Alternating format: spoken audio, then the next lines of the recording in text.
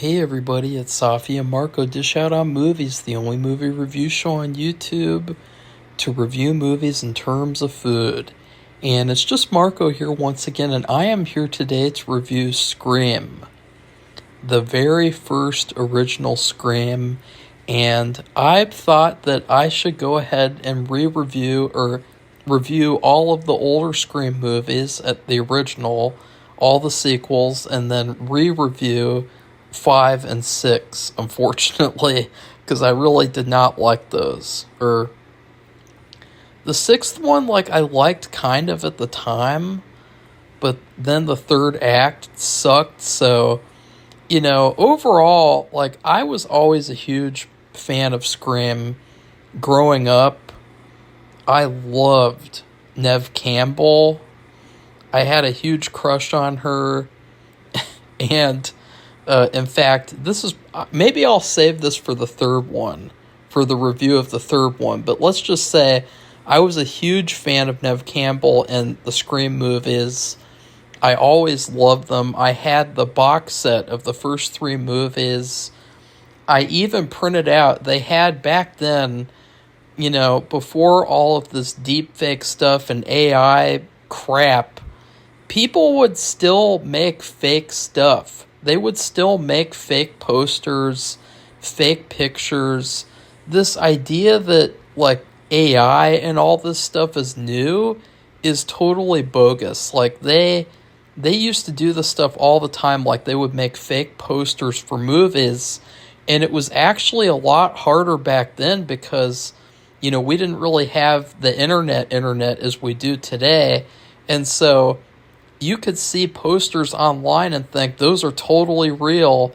And I think a lot of people did. Like, after The Dark Knight, they made posters for a third movie that were all fake, and they had, like, David Tennant as the Riddler.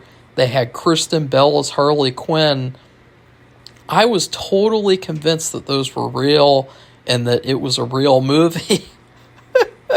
And to be honest, it probably would have been a lot better than The Dark Knight Rises. But I had posters for Scream 4, 5, and 6, like, is like fake posters.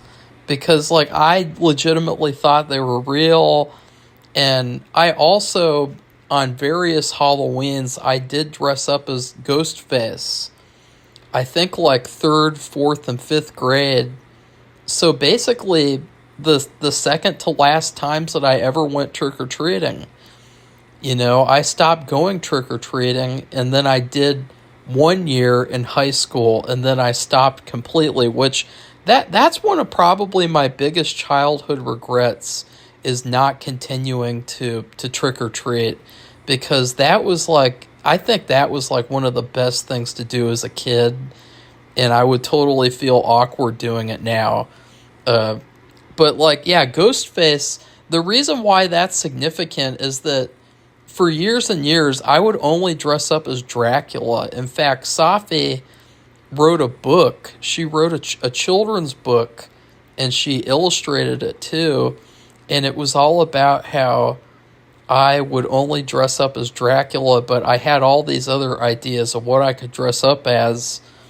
And then I just dressed up as Dracula at the end. And it was really, really good. She has a problem with finishing things, related to her authorship. And so it's unfortunate because that would make a great book to be released. But after a while, I did dress up as Norman Bates 1 year for a Halloween party. That was really awkward because nobody else knew what that was. So they just thought that I was cross-dressing. But then I started dressing up as Ghostface because I just loved the Scream movies. I really loved the third one as a kid.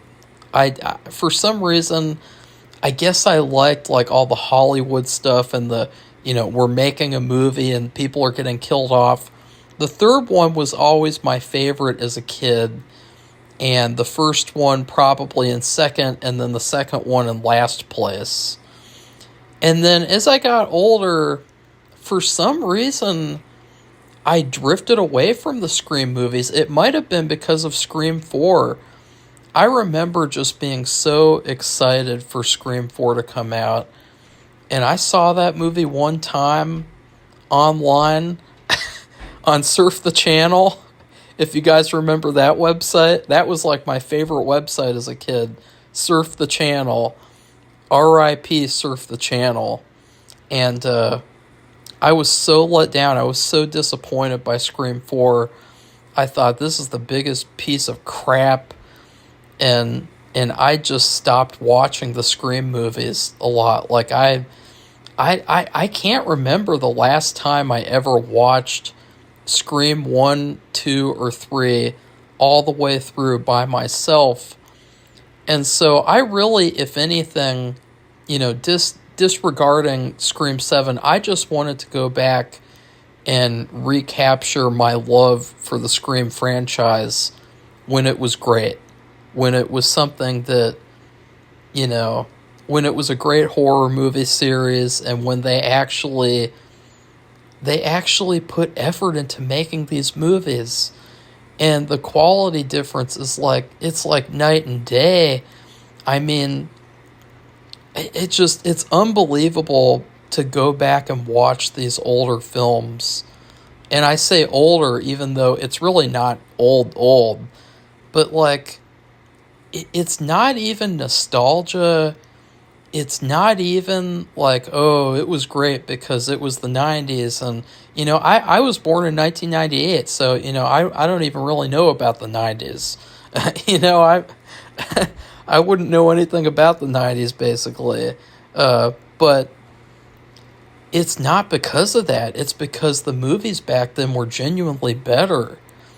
And because there were a lot of things about it, and the color, nowadays the color grading is terrible, and nothing is really taken seriously anymore. And that's one of the great things about Scream, is that for all the jokes that the movie has, and the movie has quite a few jokes, even things that are probably unintentionally funny, maybe, but there is an undercurrent of seriousness in the first Scream that I don't think is present in any of the sequels. I think this is the only one. I think every single Scream movie is a downgrade from here, at least going into it. That's my hypothesis. If I want to sound pretentious or like a scientist, like, this is my hypothesis for the Scream franchise. And, but yeah, I wanted to take a minute to review the first Scream and to talk about it. And, this is really tough. This is why I didn't really want to do this paywall stuff with Patreon and everything, because you really can't split an old movie review up like this, like for Scream, because I think that most people have seen Scream, and if they haven't, they probably wouldn't be watching this review. That's mostly for new release movies. So I think I might just be splitting up new release movies, movie reviews. I think that I might do that for Patreon, and then maybe I'll make some old movie reviews exclusive to Patreon, but I think that's probably better, honestly. So yeah, I'm starting a new rule right here and right now, all because I wanted to review Scream. So you see, guys, Scream is very significant. In fact, the original movie, it came out a day after my birthday. Not 1998, but apparently it came out December 20th. That's pretty bizarre. I mean, horror movies used to come out in the winter. That's pretty weird. Like, this definitely feels like a summer movie or like an October movie or something. It does not feel like a December movie. So anyways, I don't even know where to begin. If you don't know what this movie is about, it's all about a killer, or a serial killer named, or I guess he's not named Ghostface, but he is going around killing teenagers in this town of Woodsboro. Is it Woodsboro? Yeah. And then you have the main character, Sidney Prescott, and she is a high schooler, and she's an adult actress, so I can say she's really hot. And I thought she was hot as a kid as well, so it wouldn't even count if I said that anyways. And see, this is another thing about older movies, is that a lot of people don't realize this. They talk all about nowadays, like, controversy of, like, you can't make comedies anymore. But back in the 80s and 90s, the 70s, they made what was called high school sex comedies. And, you cast a bunch of adults, and there's a lot of hot adult actresses in these movies. And nowadays it feels like you couldn't even be able to do that. And I think that is going to lead into one of my big issues with all the other movies going forward. And I'll talk about, because I took some notes and I wanted to kind of analyze, like, what really worked about this movie versus all the rest. But anyways, you have Sidney Prescott, and she is navigating her life trying to, it sounds really queer, she's trying to evade this killer who is targeting high schoolers after a year ago her own mom was raped and murdered, and her apparent killer is behind bars. And yeah, that's the plot of this movie. If you didn't know what Scream was about, if you didn't know what Scream was about, that's what this movie's about. So yeah, I pretty much everything about this movie's great. Like, very similarly to when we reviewed Home Alone, this movie's a perfect movie, pretty much. Like, there's nothing to talk about except for I love everything about it. I love all the characters. I love the music. The music is actually, I would say the music is almost better than the actual movie. The music and the acting are almost better than all the other elements, like the script and just even the direction. And then for some reason, the music really sticks out to me because it's very haunting. And I think that there is not a single Scream movie after this one that uses music as effectively as this one did. And I don't understand that. There's a particular song in this movie, and it plays when they first introduce Sydney. Or does it? No, it's when she's first at high school, at the school with her friends. They play the song. They play this song. And I don't know if they ever bring that back in any of the sequels. They might have in, like, one or two. But, like, I can't remember. I could be wrong. But, like, that song is basically, like, the theme of Scream. And it's a very haunting song.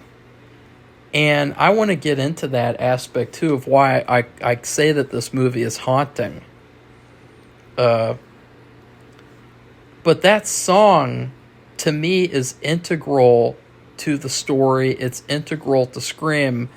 And for some reason, the only song that we repeatedly hear in almost every Scream movie is the Red Right Hand song, that we hear every single fucking Scream movie. We'll probably hear it in Scream 100. They'll have Scream number 100 come out, and we'll hear the Red Right Hand song every single fucking movie, when that's not even the most significant song of the film. It's this one. It's the one that I can't really describe it. It's creepy and it's haunting.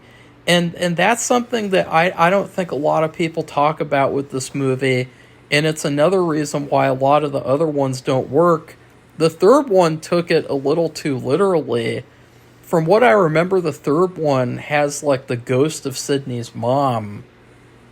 But, like, a big part of what makes the first movie great is the feeling of how these deaths affect people. And that's something that you don't get in any of the sequels, basically. Maybe the second one, because they killed off the greatest character of the series, Randy. He's literally the best character of the series. They killed him off. That was a huge mistake. Wes Craven even admitted that it was the biggest mistake of his career. And yeah, it was. It really was. It was a horrible choice. And, him getting friend zoned by Sydney. But we'll get to that. We'll get to that in the sequel. That didn't make any sense at all.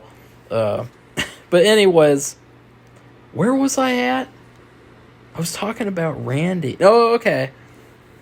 A big part of this film is that you really feel the effect of the violence from the sound effects. The sound effects are almost louder than the music.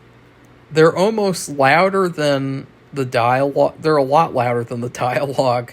In fact, I had trouble with, the music and the sound effects are really loud, and then the dialogue is pretty quiet.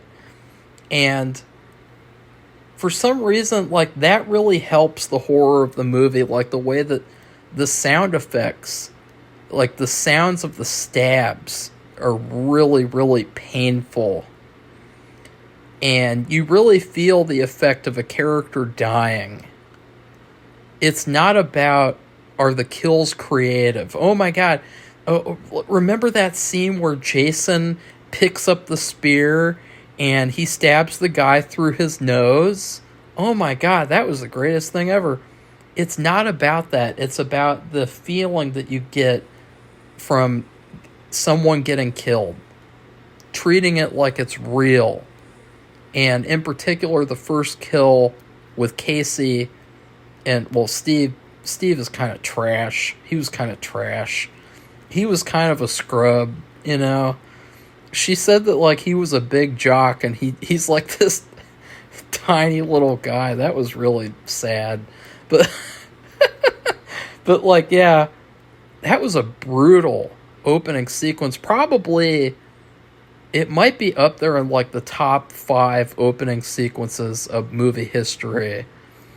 And again, that's something that none of the other sequels really recapture, is this horrific feeling of the deaths, the kills.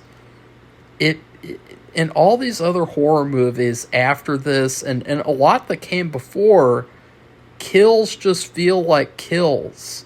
They feel like they're fake, like they're in a movie, and that really harms it. I know that it is a movie, but when you can't feel for the characters getting killed, then how are you going to be engaged in a story, into a story? How are you going to be invested in what's going on? You're invested in Scream. And another thing is how, the big death that I haven't talked about yet is the mom. The mom, Sydney's mom, dying a year before this movie happened, that has a big effect on the plot. And that's something that we don't see explored in the sequels at all, except for the third one, where the mom's ghost comes back. That was stupid. But, one of the interesting things, though, is how there is a consistent theme in this movie of haunting. Of, the killer wearing a ghost mask. And then the music. The music does not even really fit the movie. It doesn't even really fit. And I'm not saying, please do not quote that, but, the music does not fit the type of movie that this is, which is a slasher. It fits more into a ghost movie, a scary ghost haunting movie. And in fact, the only time that we see Sydney's mom's picture, she has a pretty creepy look. I know that she's just some random woman, but she has kind of a creepy, almost like a ghost look to her. And again, this is something that I don't think people talk about. I could be wrong, because I'm pretty sure people have literally talked about this movie to death. I'm sure someone has. Someone has like just devoted their entire channel to talking about the first Scream movie, which there's nothing wrong with that because this is a great movie. And, I'd rather talk about this than talk about what's coming out tomorrow, The Strangers Chapter 3. What happened in The Strangers Chapters 1 and 2? I don't even know. Did any of you guys see The Strangers, the Chapters 1 and 2? It's such a stupid title, too. Like, what makes them chapters? Like, why can't you just call it The Strangers 1? Or wait, they can't because they already had The Strangers in 2007. You could just call it like The Strangers 1.5 or The Strangers Remixed or something, like give it some Kingdom Hearts bullshit, But like, is anyone interested in that new Strangers movie, The Strangers Chapter 3? I just don't care about those movies at all. I don't even care. Did you guys know, by the way, that the first Strangers was based on a true crime? Just like Scream, by the way. Scream was also, it had influences from true crime, which is another thing that I don't think is apparent in any of the other Scream movies, which is really strange. And I'm saying that now because I don't want to constantly talk about it in all the sequels. Like, what's not in Scream 2, 1, 2, 3, 4, 5, 6. I just want to talk about all that right now. I just want to mention all that here of what is not in the sequels. Because to me, if I were the filmmakers making Scream 7, the first thing that I would do is forget about getting back Neve Campbell. Forget about getting back Courtney Cox. And of course, all the other characters are dead or they're gone. I would look at the first Scream movie and say, what is in this movie that all of the sequels are missing? And that is the first thing that I would do, because that is the way that is the only way forward with this series. If you wanted to make genuinely good movies, you didn't want to just do a cash grab sequel. Oh, look, it's Ghostface and he's killing people and then Sidney kills him. Oh no. If you didn't just want to phone it in like that, you wanted to make an actual fantastic sequel, that's what you would have to do. And I think that it was really easy to do that while watching this movie. It was just very, again, it was like night and day. So, I'm trying to think of what else I should freeball before I should get to my notes.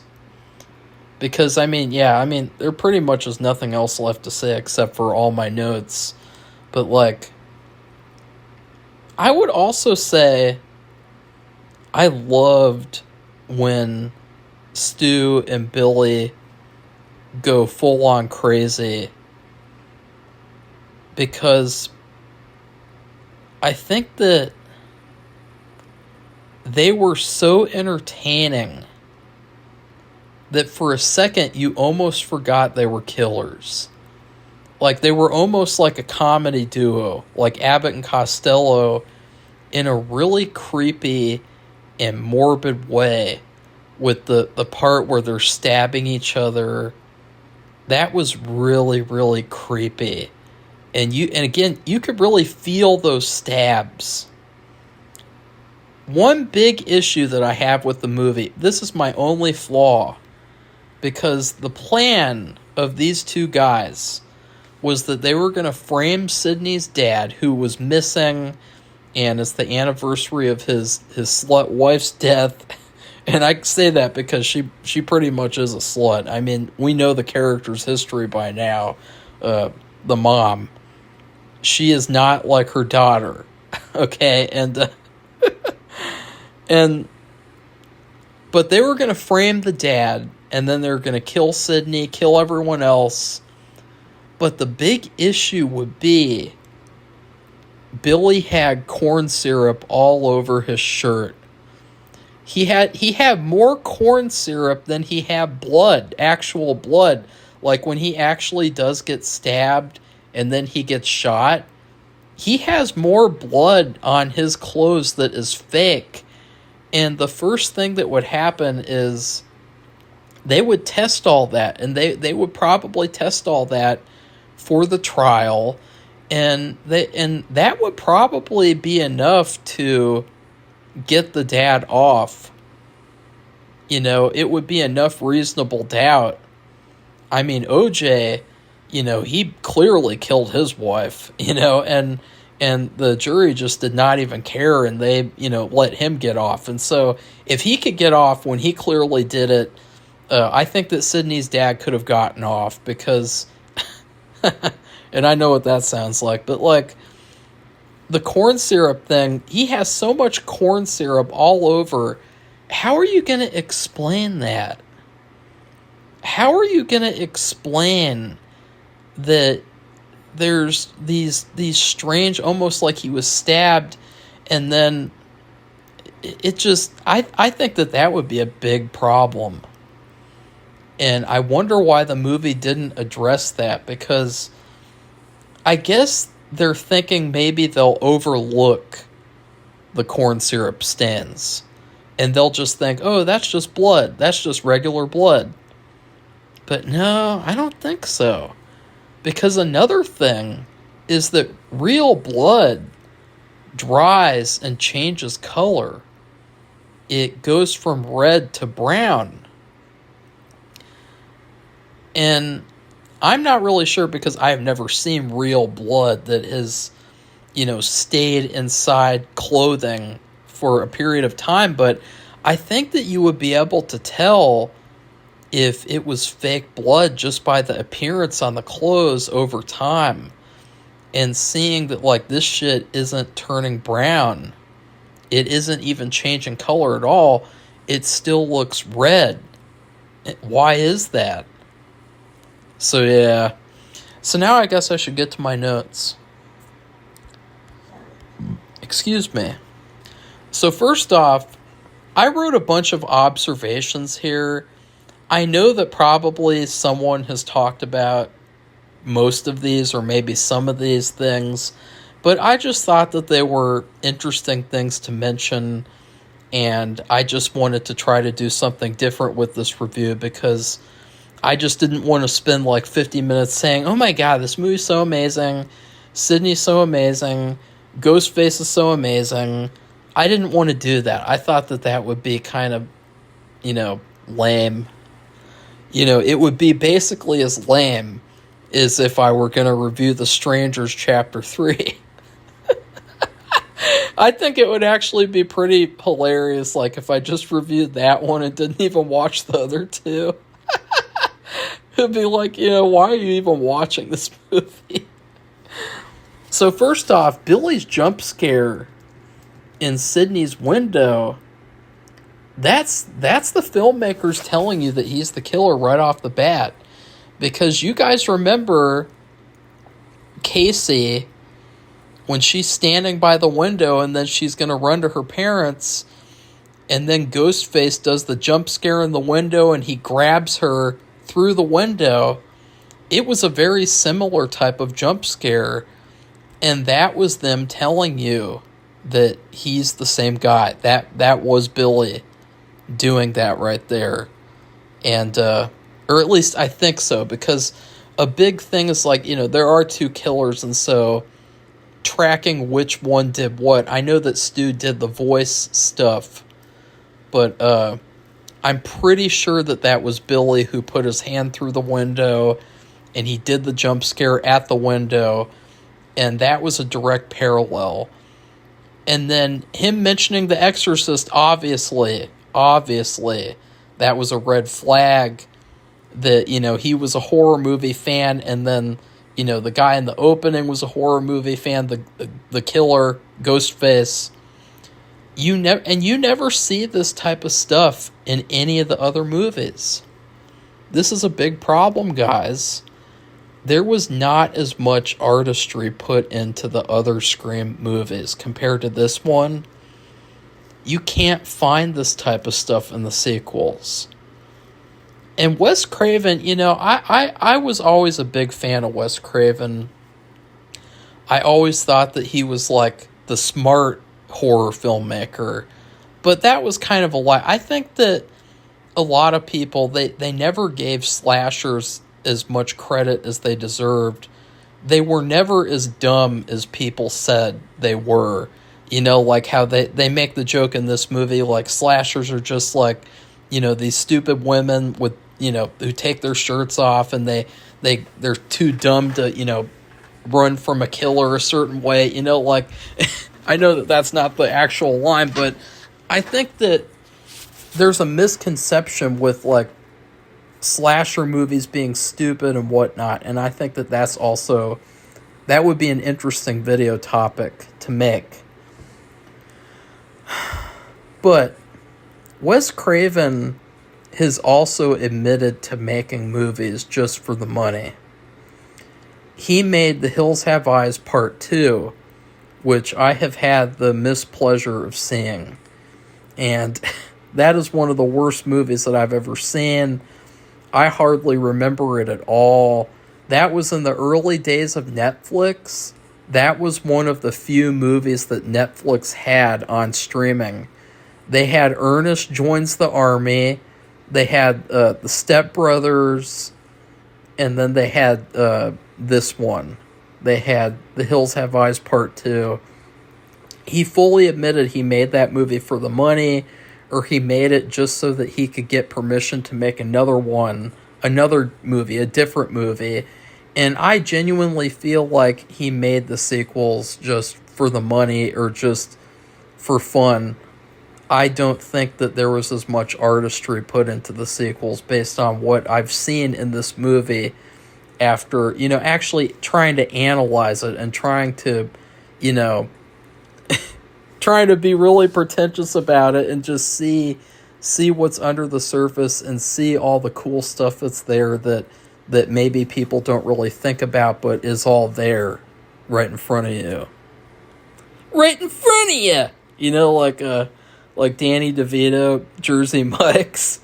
They make the sandwiches right in front of you! Now, here's the thing. I want to talk about sex, which I do a lot on this channel. I talk about sex a lot. And the thing is, though, sex is a big part of Scream. It is a big part of this movie. The whole rule about, in order to be a final girl, you can't have sex. And then Sydney eventually has sex with the killer. That was badass. That was awesome.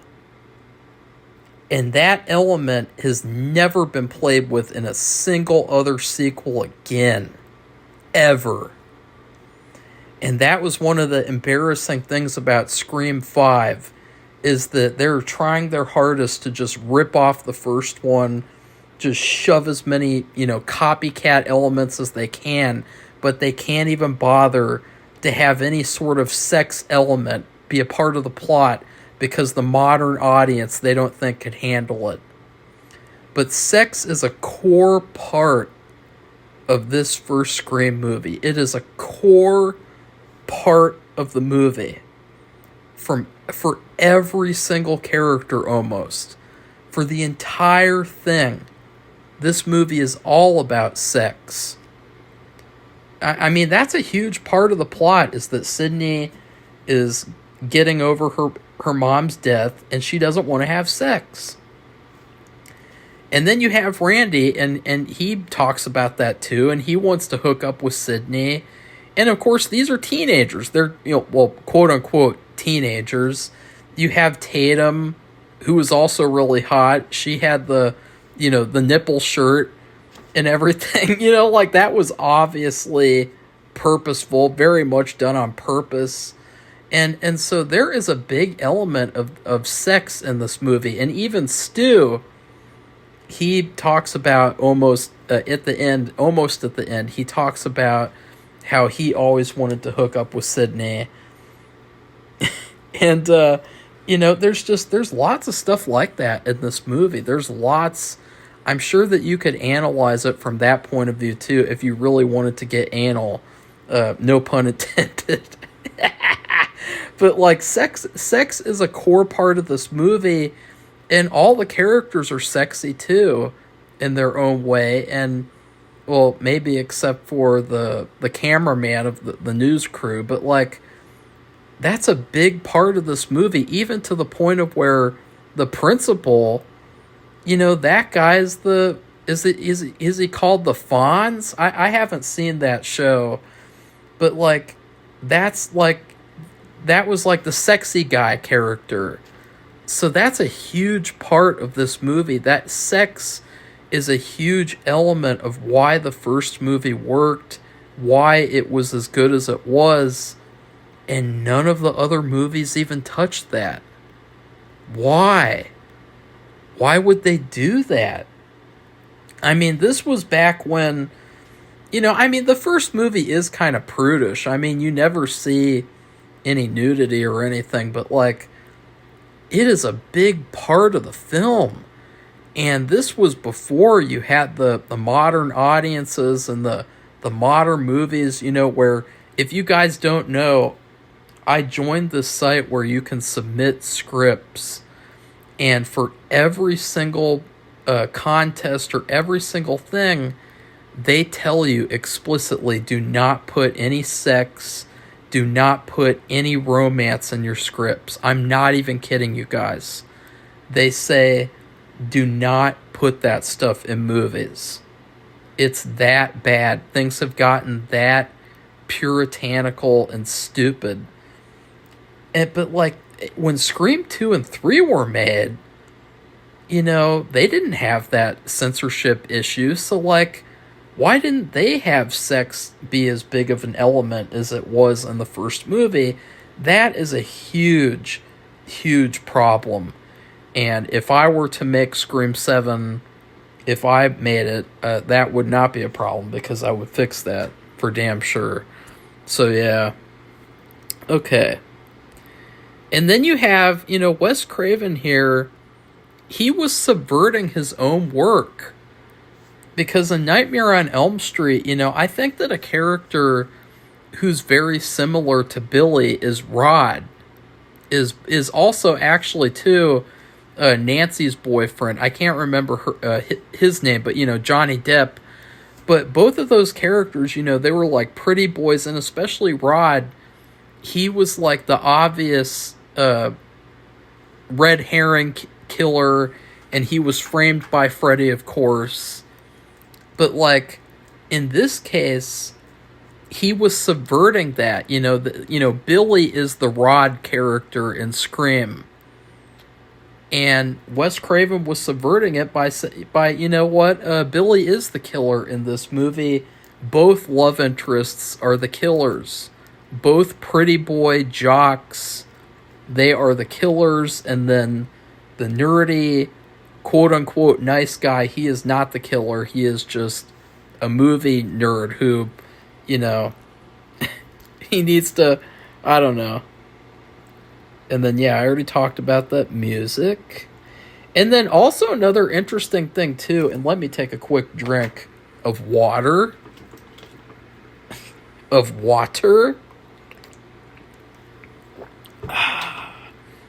Nothing is better than water. Except for Mr. Pibb, which I bet you guys didn't expect me to say. All of the main characters in this movie are caricatures. But just because they're caricatures doesn't make them bad characters, because they are very, very fleshed out. They're very likable. All the characters in this movie are likable. The only one that I didn't like as much was Gale Weathers, but that's kind of by design. So I think that that's another interesting thing about this movie that, again, is not present in the sequels, is that all these characters here are caricatures. And I don't even know, I don't even think that happened in Nightmare on Elm Street. So that's just something really interesting to note.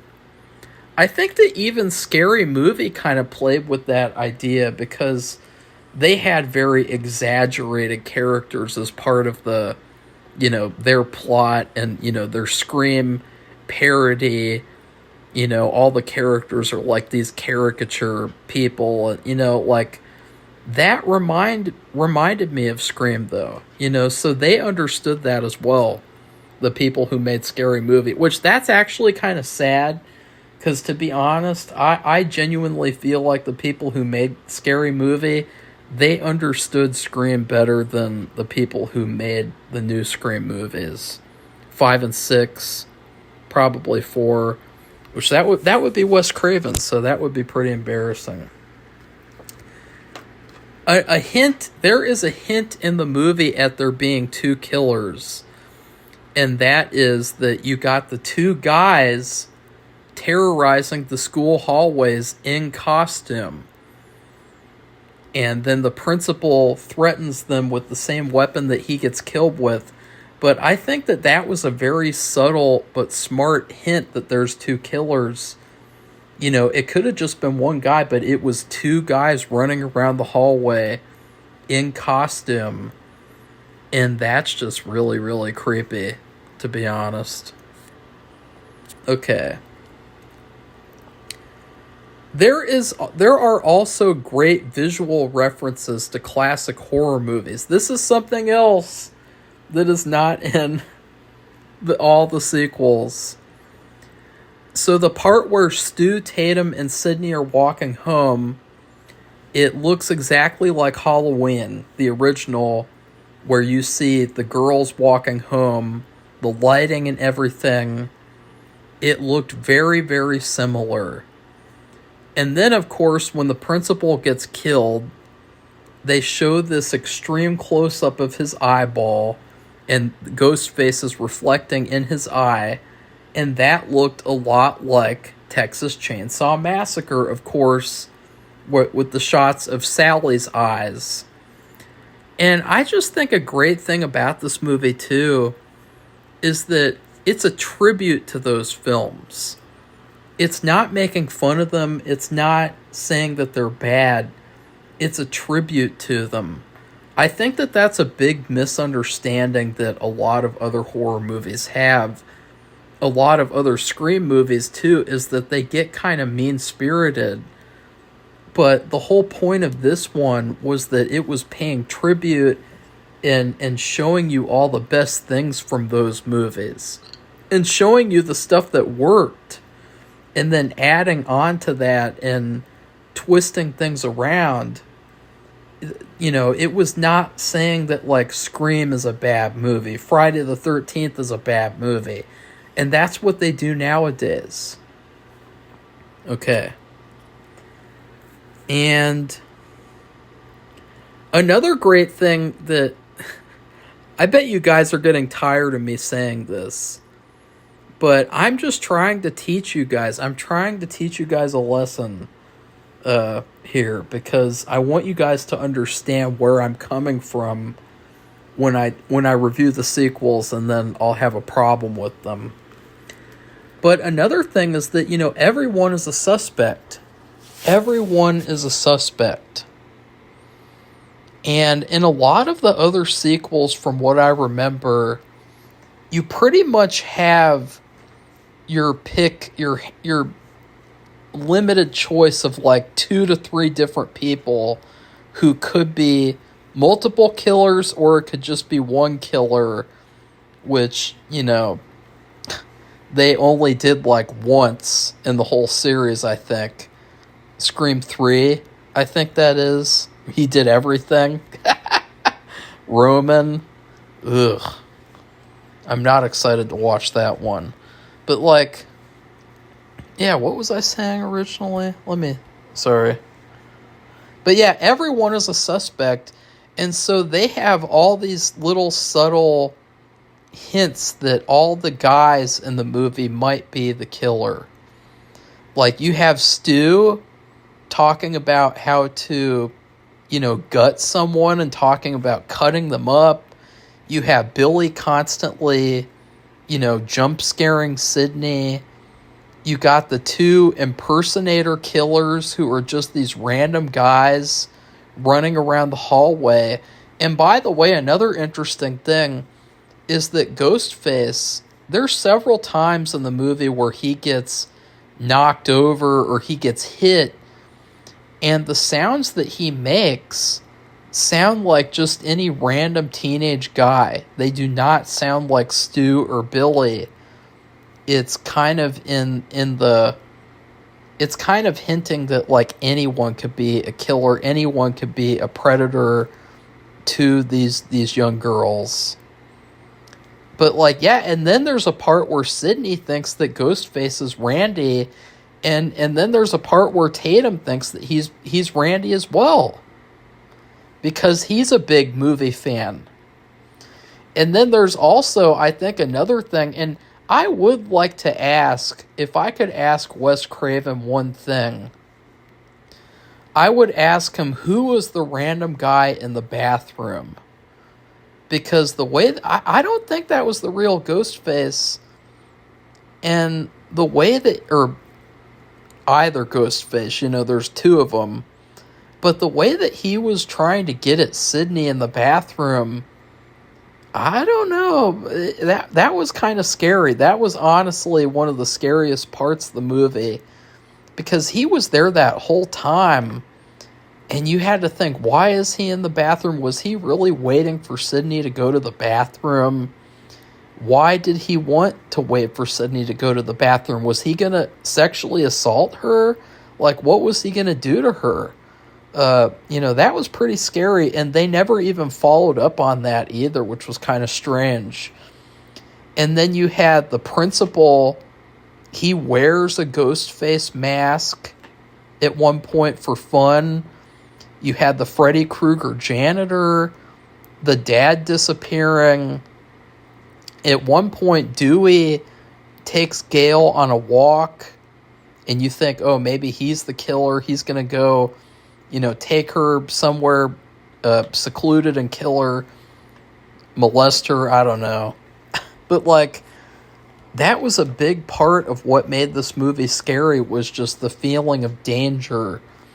And the feeling, it's a very unpleasant feeling, actually. The movie kind of gives you a stomachache in a good way, where it makes you feel like anyone could be behind this, and anyone could be the killer. Anyways. And Sydney is a very non-traditional final girl, too. And then Randy, Dewey, and Gail are very non-traditional heroes. And that's another thing that you do not see in the sequels. You do not see in the later ones, too. I just remember Scream 6. You had the Core 4. Ugh. And you had Melissa Barrera's character got together with this, like, really weird-looking, like, jock guy. And, like, just this really boring character. And just this really, like, vanilla, just very vanilla, bland, and boring characters. In fact, last night I just watched this ranking of Scream 4, 5, and 6 characters from a channel called Revival House that I subscribe to, and I would recommend. And they could not remember a lot of the characters because they're so bland, and they're so traditional and boring. And these characters in the first Scream movie, they are so non-traditional. They're not the types of characters that Hollywood would usually allow to be in the spotlight, to be quite frank. And then I obviously love the video store scene too. And then another thing that none of the other sequels really do is there's a lot of references to other horror movies. Like, they talked about the town that dreaded sundown. They talked about Silence of the Lambs. They even referenced I Spit on Your Grave. I mean, that is a very deep cut for, like, mainstream horror. You know, like a rape revenge movie from the 70s that, you know, not a lot of people have seen. I personally really like that one. The original and the remake. And I have not seen the sequels to the remake, and I don't really care to. But that's another thing that this movie does. A lot of references to horror movies, like name drops. I think the only one that has done that is Scream 6, where they had the... Or no, Scream 2 did it, kinda, in one scene, where Randy talked about the House sequels and Terminator 2 and Aliens and all that. But, like, I think that Scream 6 is the only other one. I think that all the other Scream sequels, they're too busy referencing the first Scream or the second Scream. You know, like, they never reference other horror movies anymore, which is very strange. So, yeah. My favorite kill of the movie is Tatum getting killed in the garage door, in the dog door. I thought that was awesome. That was so cool. I thought that was easily the best kill of the movie. And my favorite scene would probably be the video store scene. I really, really like that scene. I thought that was very creepy. And yeah, I think that Randy's character is probably the best character of the movie, besides Billy. Randy and Billy. Randy's character is awesome because he represents the everyman. You know, Sydney, she is a non-traditional final girl, but she does not really represent the everyman. Randy does.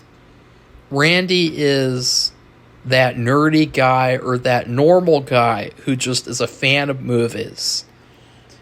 And I think that his character is what makes this movie perfect. If you took Randy out of this movie, it would not be as good. And the reason why I say that is because, get ready to take a shot, is because a lot of the later ones do not have Randy in them. Most of them. Most of these movies do not have Randy. The later ones have this horrible character who is like a stupid, you know, like a stereotype, modern, annoying, you know, stereotype, and just, ugh. Just your average letterboxed user, and she sucks. But we'll get to that, don't worry. But, like, the video store scene is my favorite scene. And then I love how the movie begins with Casey talking about how Halloween is her favorite movie, her favorite horror movie at least, and then it ends with them watching Halloween. I thought that was awesome. That was really cool. Again, they don't do that in any of the other ones. And I'm saying that because I'm trying to... I think that as I was watching this movie, a big feeling for me was just thinking about, like, why did all of the sequels not try to recapture what was in this movie? Like, why did they try to do... Why did they drift so far apart in certain ways? But then they kept all the meta humor and they kept all of that stuff. But other than that, all of the sequels really fail to recapture all of the magic that this movie had in it. And it's not even because, like, oh, it's lightning in a bottle. I don't buy that. I don't buy that excuse. And I think that you can still do different things while also recapturing what made the original so good. And I just don't think that the sequels did that, from what I remember. I could be wrong, and I will talk about it in those reviews if I was wrong. And then there is a very good reference to Night of the Living Dead near the end of the movie, and I wonder if anyone else has talked about this before. There is a part where Sydney thinks that Stu or Randy is the killer, and she shuts the front door and will not let them inside. And of course, they think that the killer might be outside. Of course, well, Stu is pretending. But, like, that scene was a direct reference to Night of the Living Dead when Barbara would not let in Cooper or Ben. If you guys remember, I think what happens is she lets in them, like, at the very last second, and then Ben, like, slaps her across the face. He's like, "Bitch, you should have fucking let me in, piece of shit." From what I remember, that's what... No. Oh, I think I got it wrong, guys. I think... See, I haven't seen that one in a long time either. But I think what happened was actually... Was it Cooper was just inside and then she wouldn't let in Ben? No. Okay, I don't know. But I just thought... I was convinced that that was a reference to Night of the Living Dead. So it might be... I'll have to go back and rewatch that one now because... You know, I thought that that was kind of cool if it was. It was just another really cool and creative nod to that movie, that classic movie. And then I think that's the last thing I have to say besides giving this movie a food review.